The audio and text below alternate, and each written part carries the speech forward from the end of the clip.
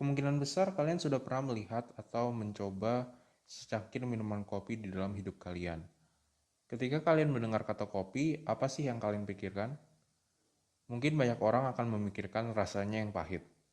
Ada beberapa orang yang justru suka dengan rasa pahit kopi itu, tetapi ada juga yang tidak. Hal lain yang mungkin terpikir adalah rasa ngantuk yang hilang setelah meminum kopi.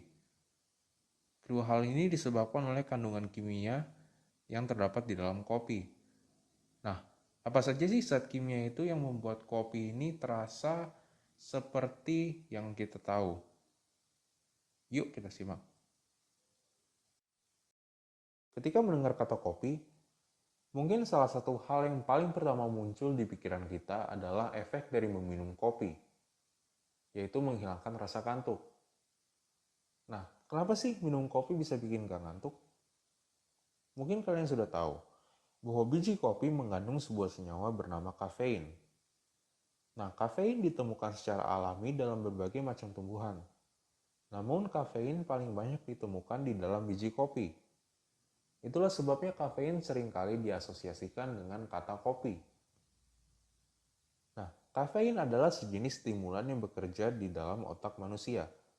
Mengapa kafein adalah stimulan? Itu karena kafein dapat menghilangkan rasa kantuk serta meningkatkan rasa semangat secara sementara. Nah, bagaimana cara kerjanya? Untuk mengetahui bagaimana kafein dapat mempengaruhi otak kita, kita harus terlebih dahulu melihat bagaimana otak kita membuat kita merasa ngantuk. Untuk memperoleh energi, sel-sel neuron di dalam otak mengolah sebuah senyawa yang bernama adenosin trifosfat atau disingkat ATP, yang tinggi energinya.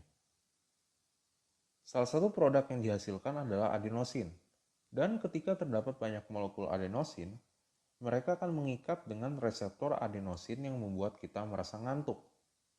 Nah, selama tidur, tubuh mengisi kembali energi di dalam tubuh dan adenosin dalam tubuh akan terurai dan menghilang.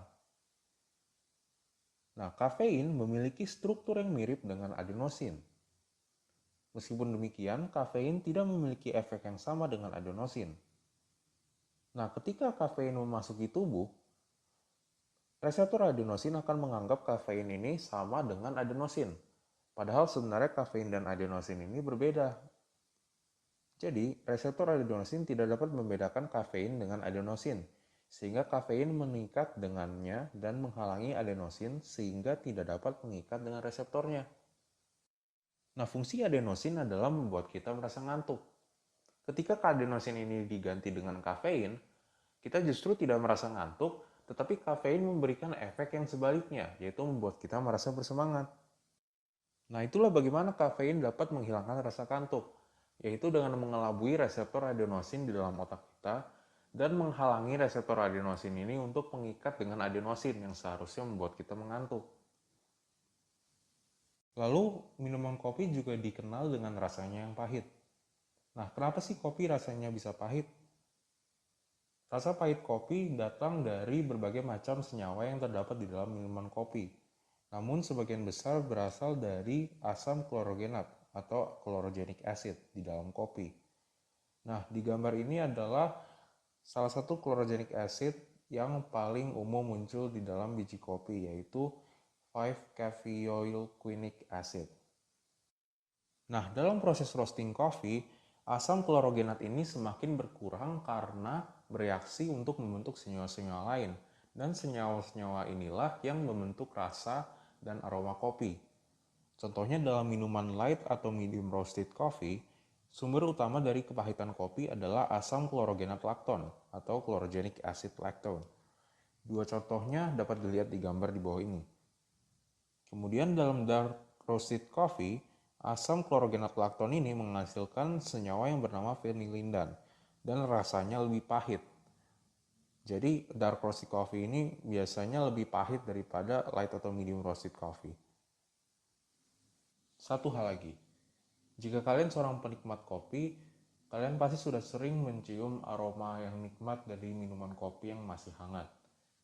Nah, apa sih yang membuat aroma kopi itu seperti itu? Nah, jadi aroma dari kopi sebagian besar terbentuk dari proses roasting biji kopi. Dan terdapat senyawa-senyawa di dalam kopi yang dapat menghasilkan aroma dan rasa yang khasnya itu, sehingga senyawa-senyawa ini dikeluarkan dalam roasting kopi sehingga menciptakan aroma kopi yang khas. Nah, salah satu reaksi yang berpengaruh pada aroma dan rasa kopi ini adalah reaksi Maillard.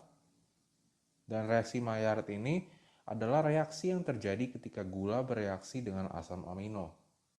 Nah, reaksi Maillard ini tidak hanya terjadi pada proses roasting biji kopi saja, tetapi juga pada proses pembentukan makanan-makanan lainnya, seperti ketika memanggang roti, atau membuat steak, atau berbagai macam makanan lainnya. Secara garis besar, reaksi Maillard adalah sebagai berikut. Yang pertama, gugus karbonil di dalam gula bereaksi dengan gugus amino dalam protein atau asam amino, dan ini menghasilkan glikosilamin. Kemudian, senyawa glikosilamin yang dihasilkan ini melakukan polimerisasi dan menghasilkan senyawa bernama ketosamin. Dan terakhir, kemudian senyawa ketosamin dapat mengalami berbagai macam reaksi dan menghasilkan produk-produk dengan aroma dan rasa yang berbeda. Jadi dari reaksi Maillard ini, berbagai macam senyawa dapat diciptakan sehingga menghasilkan aroma dan rasa yang berbeda-beda di dalam kopi. Jadi demikianlah berbagai proses kimia yang terjadi di balik pembuatan sebuah minuman kopi. Semoga video ini bermanfaat bagi kalian. Ketemu lagi di video selanjutnya.